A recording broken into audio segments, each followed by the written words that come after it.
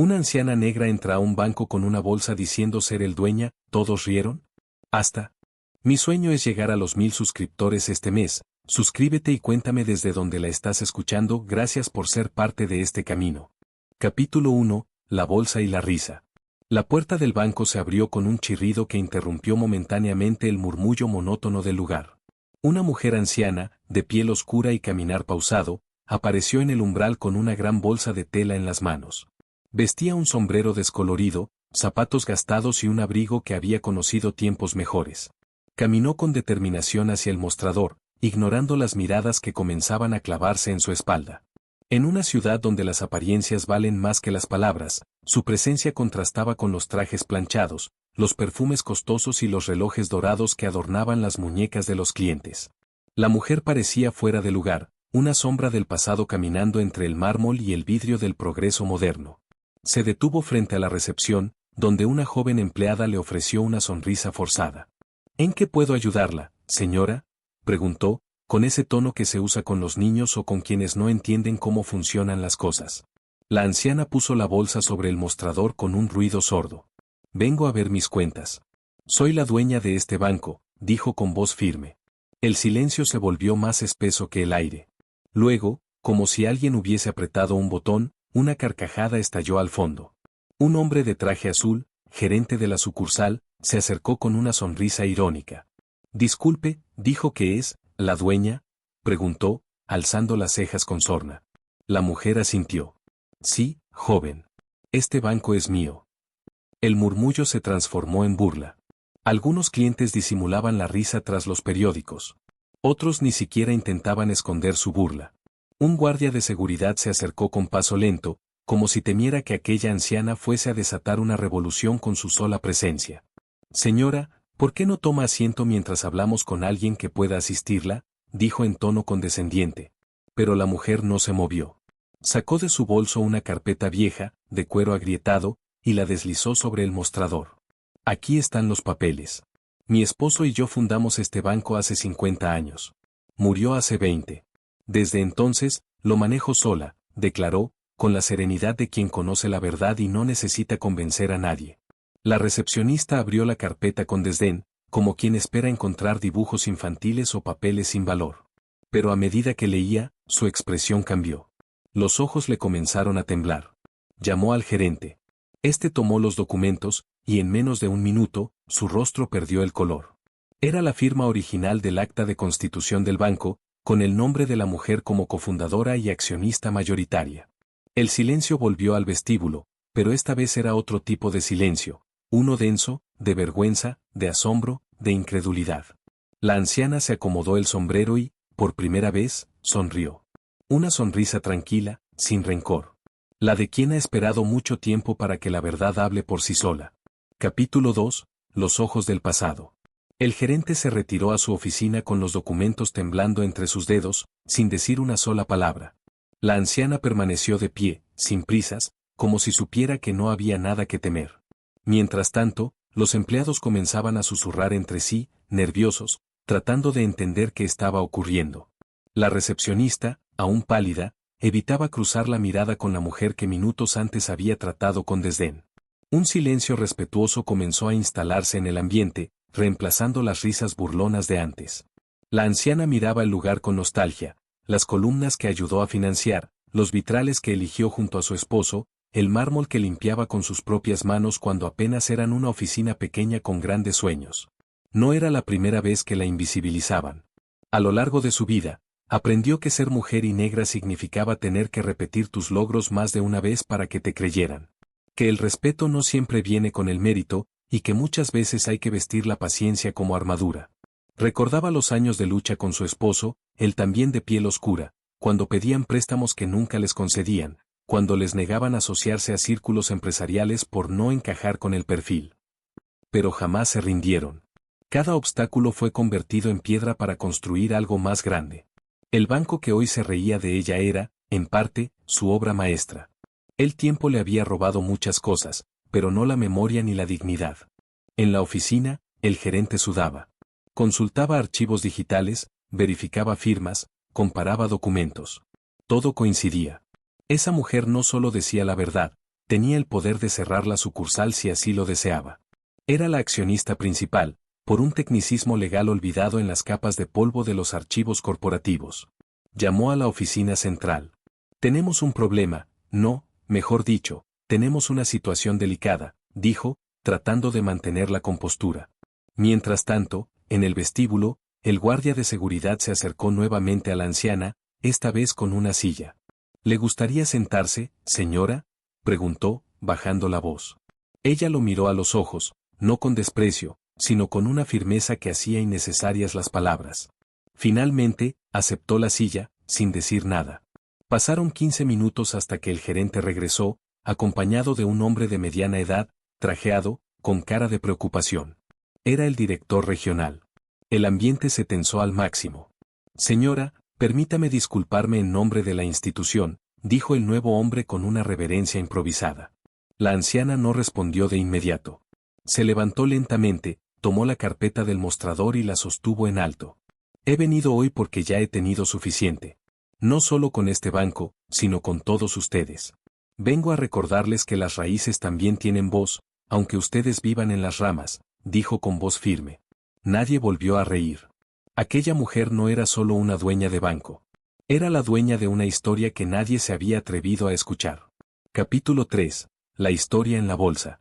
El director regional intentó ocultar su sorpresa tras una máscara de cortesía, pero sus manos delataban su nerviosismo. Nadie en aquella sala sabía cómo tratarla ahora. Pasaron de la burla al miedo, del desprecio a la admiración forzada. Pero ella no buscaba reverencias ni disculpas vacías. Sacó lentamente más documentos de su vieja bolsa, fotografías en blanco y negro, actas notariales, artículos de periódico amarillentos. Cada pieza era un fragmento de un pasado olvidado, o mejor dicho, enterrado. Aquí está todo. Desde el primer préstamo que nos negaron hasta el primer cheque que firmamos con nuestros ahorros para fundar esta institución, dijo, mientras extendía los recuerdos sobre la mesa como cartas de una baraja antigua.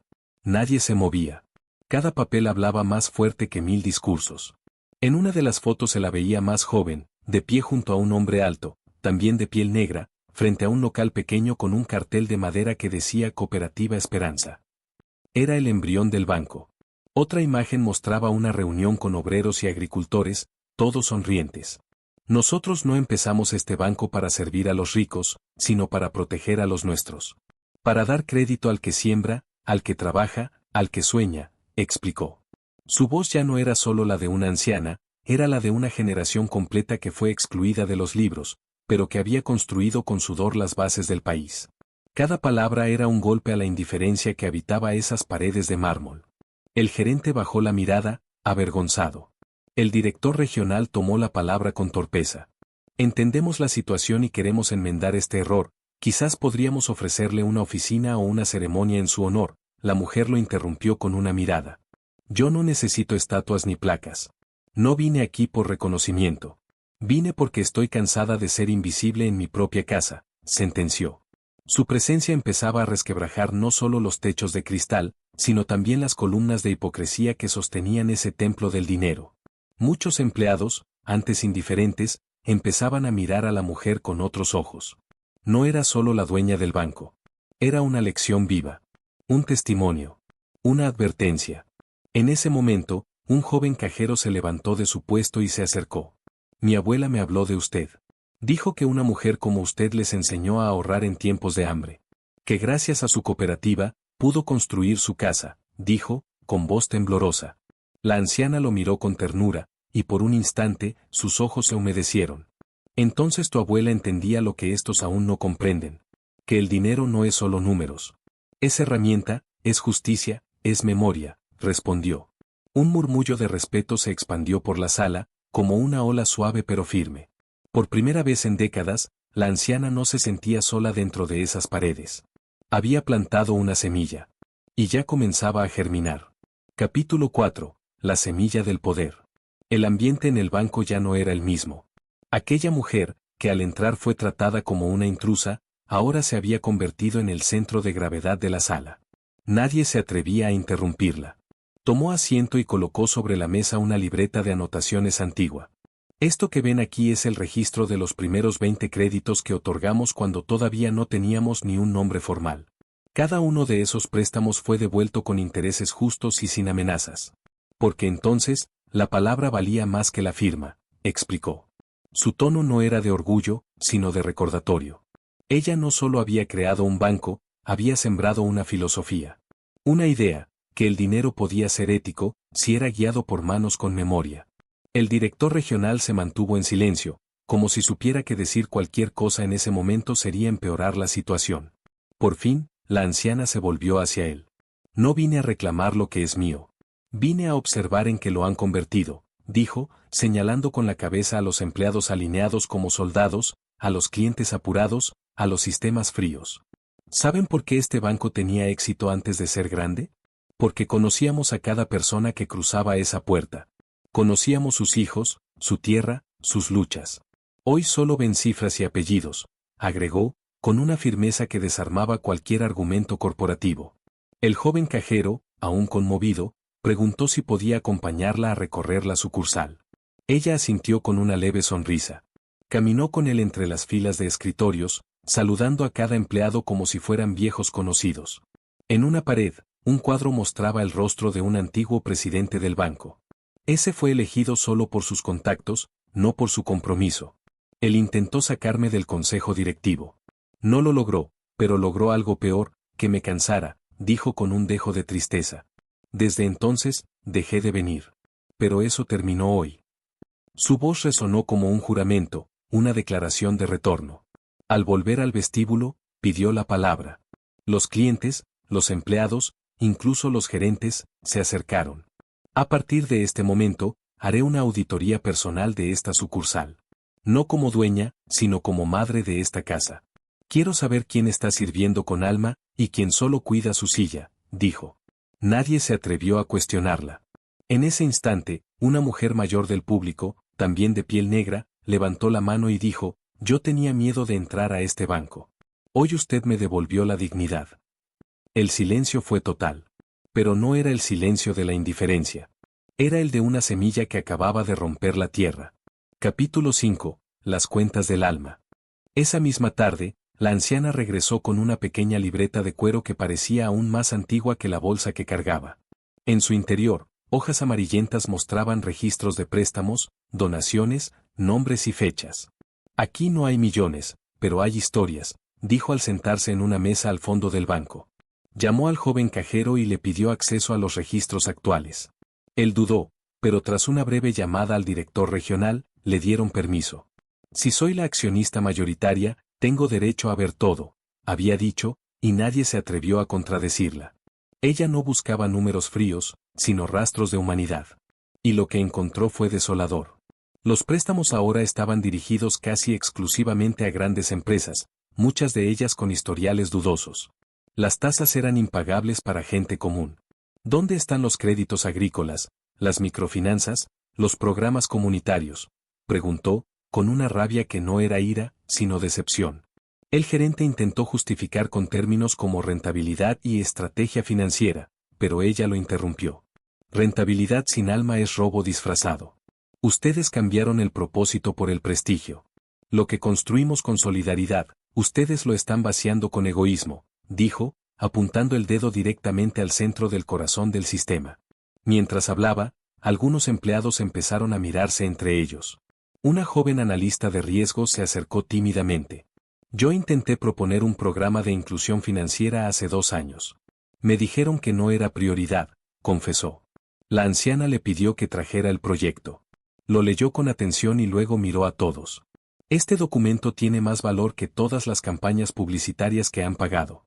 A partir de mañana, este plan será implementado. Y usted será su responsable, dijo, señalando a la joven. Por primera vez, alguien sonrió genuinamente dentro de esa oficina. La anciana no solo venía a recordar, sino a reconstruir. Aquel día no hubo más transacciones. La fila de clientes se disolvió, pero nadie se fue. Todos escuchaban, observaban, aprendían. Algunos sacaban fotos con sus celulares. Otros simplemente se quedaban en silencio, como si estuvieran presenciando algo histórico. Y lo estaban. La mujer se levantó y, con un ademán, pidió cerrar las puertas. Este banco se tomará un respiro. Hoy, por primera vez en mucho tiempo, vamos a hacer balance. No de cifras, sino de conciencia, dijo. Afuera, la gente se empezaba a agolpar, curiosa por saber quién era esa mujer que detenía un banco sin violencia ni gritos, solo con la verdad y el peso de una vida vivida con propósito. Capítulo 6. Las raíces de la verdad. El banco cerró sus puertas por primera vez desde su fundación sin que mediara una alarma ni una amenaza. La anciana ordenó que todos los empleados se quedaran. Nadie protestó. Había algo en su voz que trascendía jerarquías. En el salón principal, improvisaron una especie de asamblea. Ella se sentó en el centro, rodeada de los que hasta hacía unas horas no la veían como más que una anciana con una bolsa vieja. Hoy vamos a recordar para sanar. Y quien no tenga nada que temer, no tiene nada que esconder, anunció. Los empleados, uno a uno, fueron invitados a hablar. Algunos compartieron frustraciones. Otros confesaron prácticas que sabían incorrectas. El aire se llenaba de confesiones como si cada palabra limpiara una capa de polvo del alma del banco. Fue entonces cuando una de las gerentes intermedias, una mujer joven y altiva, interrumpió. ¿Y qué cree que va a lograr con esto? Esto no es una escuela, es una empresa. No podemos andar jugando a la abuela sabia, soltó. El joven cajero que había acompañado a la anciana desde el principio intentó responder, pero no tuvo oportunidad. La gerente, visiblemente irritada, lo fulminó con la mirada y gritó con una violencia inesperada. «Cállate, inútil, no me hables». El eco de esas palabras rebotó en las paredes del banco como un disparo. El silencio fue inmediato, brutal. Nadie respiraba. La anciana se levantó con una calma que dolía más que cualquier grito. Caminó lentamente hacia la mujer, la miró fijamente a los ojos, y dijo en voz baja pero cortante, «Acabas de mostrarle a todos por qué este lugar necesita ser purgado desde la raíz». No hubo necesidad de más. El director regional, pálido, intervino por primera vez en horas. «Está despedida», murmuró, sin siquiera mirarla. La mujer, ahora sin máscara, dio un paso atrás, sorprendida de que sus gritos ya no tuvieran peso. Por primera vez, su poder se deshacía frente a la dignidad. La anciana volvió a su asiento. «¿Ven? No se trata de dinero. Se trata de cómo tratamos al otro. Un insulto puede hacer más daño que una deuda impaga», dijo. Los rostros alrededor de ella ya no mostraban burla ni miedo. Mostraban respeto. Admiración. Muchos bajaban la cabeza, con vergüenza. El banco, aquel edificio frío de mármol y vidrio, se transformaba ante sus ojos. Ya no era solo una institución financiera. Era un espejo. Y cada uno se estaba viendo reflejado con una nitidez dolorosa pero necesaria. La sesión continuó por horas. Historias silenciadas salieron a la luz. Proyectos olvidados fueron desempolvados. Y cada palabra de la anciana tejía un nuevo propósito, una nueva misión. No se trataba de volver al pasado, sino de recordar por qué ese banco existía. Este lugar fue fundado con amor, con lucha, con manos negras que ustedes decidieron ignorar. Pero las raíces no desaparecen. Esperan. Y hoy, han vuelto a florecer, concluyó. Todos aplaudieron, no por compromiso, sino porque algo dentro de ellos había despertado. Capítulo 7. La revolución silenciosa. A la mañana siguiente, antes de que el banco abriera sus puertas al público, la anciana ya estaba sentada en el vestíbulo.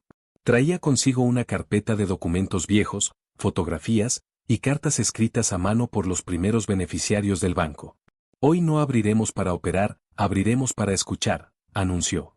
Las paredes del banco, antes adornadas con gráficas financieras y cuadros de ejecutivos, fueron reemplazadas con esos testimonios. Historias de mujeres que abrieron panaderías, de agricultores que recuperaron sus tierras, de jóvenes que estudiaron gracias a microcréditos otorgados con confianza. Los empleados recorrían esa exposición improvisada como si entraran por primera vez a su lugar de trabajo. Uno de los analistas senior, un hombre canoso acostumbrado a los informes técnicos, se detuvo frente a una carta enmarcada. Era de una mujer llamada Lidia, que había vendido dulces en la calle hasta que el banco le dio un préstamo. La carta decía, «Gracias a ustedes, ya no me escondo. Ahora tengo un techo, un nombre, y una cuenta». El analista cerró los ojos. Recordaba haber rechazado un caso similar hacía unos meses. No cumplía con los requisitos, se dijo a sí mismo, pero ahora esa justificación le pesaba como una condena. Se acercó a la anciana y le preguntó si aún podía reparar su error. Ella le respondió, «No se repara lo que se niega. Pero se reconstruye lo que se acepta». Durante el día, varios exclientes que habían sido marginados por el sistema bancario actual llegaron al lugar. Algunos por curiosidad, otros por esperanza. Fueron recibidos con café, pan dulce y, sobre todo, con respeto. La anciana no solo quería transformar la estructura, quería sanar las relaciones. Cada cliente es una historia.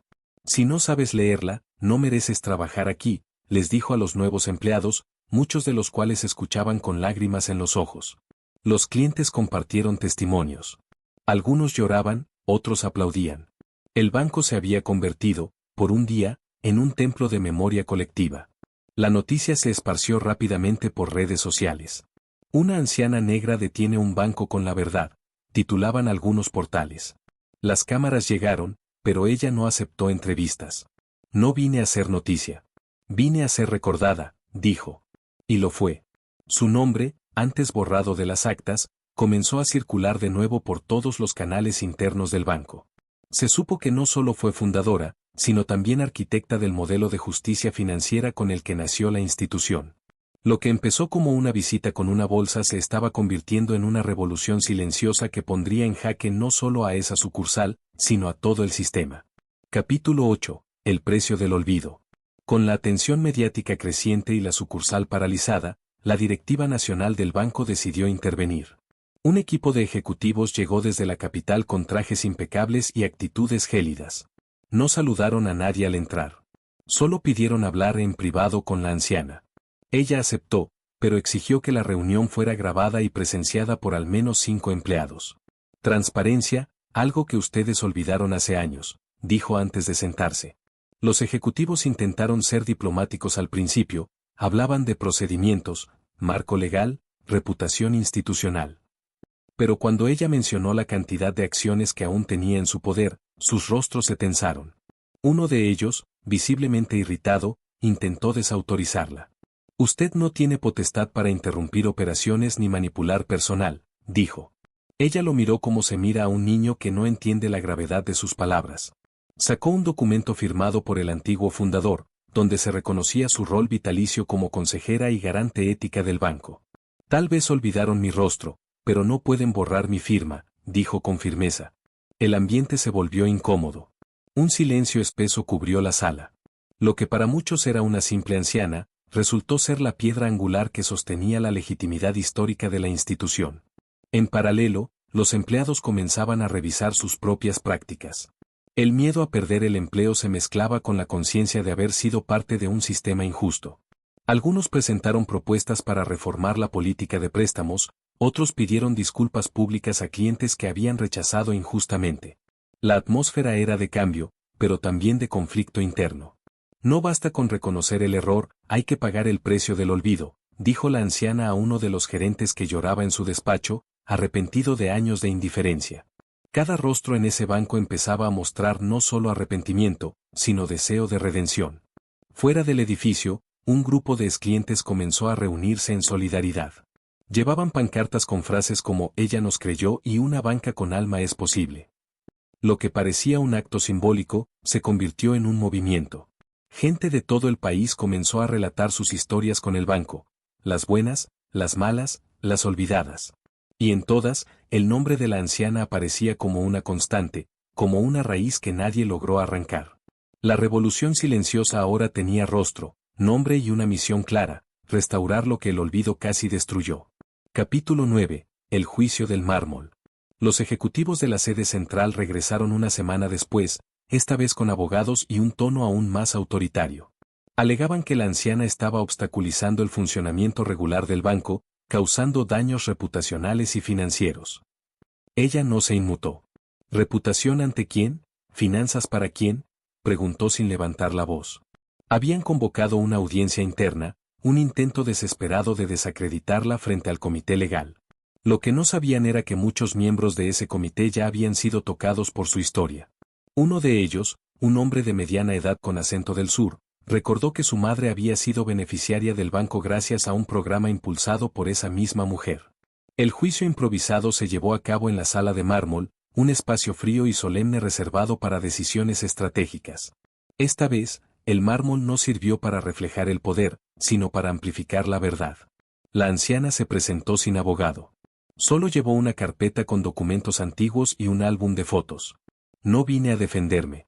Vine a que escuchen lo que olvidaron. Mostró imágenes de barrios construidos con créditos solidarios, testimonios de personas salvadas del desahucio, y cartas escritas por manos temblorosas que agradecían la oportunidad de ser vistas como humanas. Cada palabra era un eco del pasado que los presentes ya no podían ignorar. Uno de los abogados de la Junta intentó atacarla legalmente. No hay precedentes para lo que usted exige, dijo con arrogancia. Ella respondió con una calma cortante, tampoco hay precedentes para lo que ustedes destruyeron. Luego sacó una carta escrita por el primer presidente del banco, donde declaraba que el alma de la institución estaría siempre en manos de quienes lucharan por los olvidados. El silencio fue absoluto. El mármol, que tantas veces fue testigo de decisiones sin alma, esa vez escuchó la justicia. El comité votó. La mayoría decidió a favor de la anciana. No por piedad, sino por verdad. Al salir de la sala, la anciana no celebró. Solo respiró profundo y dijo, falta lo más difícil, sanar desde dentro. No pidió castigos, sino reformas. No exigió venganza, sino justicia estructural. Y esa fue su mayor victoria. La directiva se vio obligada a iniciar una reestructuración completa del banco, volver a los principios fundacionales, crear un comité de ética con poder real, sobre todo, devolver la voz a los clientes olvidados. El mármol, frío y arrogante durante décadas, se convirtió por fin en el eco de una revolución ética que nadie pudo anticipar. Capítulo 10. Herencia viva. Pasaron 2 meses desde aquel juicio. La sucursal donde todo había comenzado ya no era la misma. Las paredes exhibían no solo cifras, sino rostros, historias, recuerdos. El banco había lanzado un nuevo programa llamado Raíces, centrado en apoyar iniciativas comunitarias, cooperativas barriales y microempresas olvidadas por la banca tradicional. La anciana asistía cada semana, no como autoridad, sino como guía. Su presencia inspiraba más que cualquier manual de procedimientos. Los empleados, antes temerosos de hablar, ahora compartían ideas con entusiasmo. Había nacido una nueva cultura organizacional, una basada en el respeto, la escucha y la memoria. Un día, una niña de unos 7 años entró al banco con su madre. La pequeña señaló a la anciana y gritó, «Mamá, es ella, la de la historia del banco». Todos sonrieron. La madre se acercó con lágrimas en los ojos. «Gracias. Mi esposo era panadero. Perdimos todo en la pandemia. Ningún banco quiso ayudarnos, hasta que usted llegó. Ahora tenemos horno nuevo, y esperanza». La anciana abrazó a ambas, y por primera vez en mucho tiempo, lloró. No por tristeza, sino por certeza. Su lucha no había sido en vano. La semilla que había sembrado décadas atrás finalmente florecía en manos nuevas. Una mañana, el nuevo director del banco, elegido por el Consejo Reformado, le pidió un favor, que escribiera un manifiesto para ser enseñado a todos los futuros empleados. Ella se rió, «No escribo manifiestos. Escribo caminos». Pero aceptó.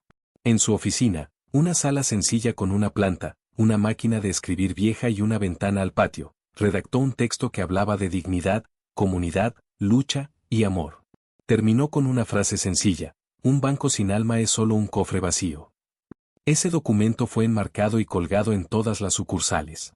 Se convirtió en un símbolo de lo que nunca más debía olvidarse. El último día que visitó la sucursal original, fue recibida con aplausos. No como heroína, sino como raíz. Caminó por cada rincón, tocó las paredes, saludó a cada empleado por su nombre. Se detuvo frente a la bóveda, sonrió, y dijo: «Este banco ya no guarda solo dinero. Guarda memorias». Y con eso, se marchó. No en silencio, sino en paz. Afuera, la gente la esperaba con flores, cantos, y una pancarta que decía: «Gracias, dueña del alma». Porque al final, no era el capital lo que la hacía propietaria, sino la historia que llevaba en el pecho, y que ningún balance podría jamás contabilizar. Capítulo 11. Cuando el silencio habla. Aunque la anciana ya no visitaba el banco con la frecuencia de antes, su presencia seguía viva en cada decisión, en cada conversación que ocurría entre empleados y clientes.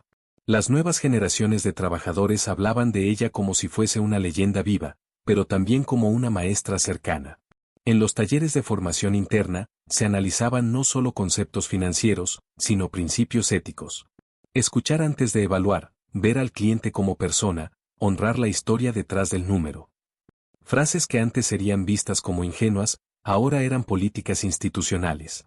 El cambio no era solo cultural, era profundo. Orgánico. Una tarde, durante una asamblea comunitaria organizada por el banco, una mujer mayor tomó la palabra.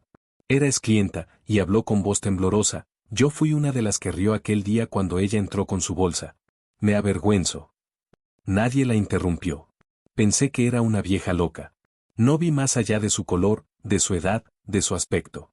Y sin embargo, esa mujer me enseñó lo que es la dignidad. El silencio posterior fue absoluto. Un silencio que no pesaba, sino que abrazaba. Era el tipo de silencio que solo aparece cuando la verdad cae como una campana sobre el alma. El banco, ahora transformado en una institución híbrida entre cooperativa y entidad financiera, comenzó a recibir visitas de otros países. Gente venía a estudiar su modelo de reparación estructural. Pero nadie salía sin visitar el rincón más especial, un pequeño espacio al fondo del edificio, donde se había instalado una banca de madera frente a una fotografía en blanco y negro de la anciana. A su lado, una inscripción tallada en mármol decía: aquí se sentó una mujer que nos enseñó a ver. A veces, clientes se sentaban allí solo para pensar. No pedían préstamos. No hacían depósitos. Solo recordaban. Y eso era suficiente. La mujer que había sido ignorada, burlada y descartada por generaciones, ahora era el centro invisible de una nueva arquitectura social. No buscó poder, y por eso se lo otorgaron. No quiso fama, y por eso fue recordada. Había demostrado que el poder verdadero no reside en los títulos ni en los trajes, sino en la coherencia. En vivir lo que se predica. En entrar con una bolsa a un banco, y salir con una revolución en marcha. El mundo no cambió en un día, pero sí comenzó a mirar distinto desde aquel instante. Y todo, porque una mujer negra se atrevió a reclamar lo que era suyo, su historia. Capítulo 12. El día que todo cambió. Pasaron años.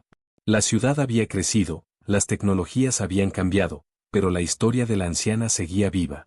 Cada aniversario de su llegada al banco se conmemoraba con un evento abierto, sin discursos grandilocuentes, solo con música, poesía y café compartido. La gente venía con fotos, con historias nuevas, con hijos que ahora también eran parte del banco. Algunos llegaban solo para verla, aunque hacía tiempo que no aparecía en público. La última vez que la vieron fue en un parque, sentada bajo un árbol, rodeada de niños, contando cuentos de tiempos antiguos con una sonrisa serena. Una mañana, sin previo aviso, las campanas del banco sonaron. No era una alarma. Era un aviso antiguo que ya nadie usaba. Los empleados se miraron entre sí, confundidos. Entonces una carta llegó a la oficina principal. Era breve, escrita a mano, con una caligrafía firme. Decía: mi tiempo ha terminado, pero el suyo apenas comienza. No me lloren, multiplíquenme. No tenía firma. Pero todos sabían de quién era.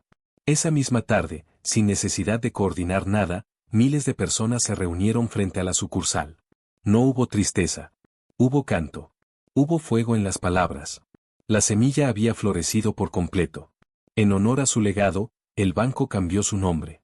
Ya no se llamaría como el apellido de un magnate europeo, sino como el nombre de quien realmente lo fundó, Banco Matilde N. Como. Matilde. Ese era su nombre. Un nombre que durante décadas había sido borrado, ahora brillaba en letras doradas sobre la entrada principal. Los niños preguntaban por ella, los ancianos la recordaban, los adultos la citaban en conferencias. Su historia se enseñaba en universidades. Su rostro adornaba billetes conmemorativos. Pero más allá de los homenajes, su mayor legado era invisible, una cultura de justicia que ya no dependía de su presencia, sino de su ejemplo. Y así, la historia terminó como empezó, con una puerta abierta, una bolsa en la mano, y una verdad que nadie pudo detener. Porque cuando una mujer negra entra a un banco y dice que es la dueña, y resulta ser cierto, no es solo una historia. Es una revolución. Y esta vez, nadie se atrevió a reír.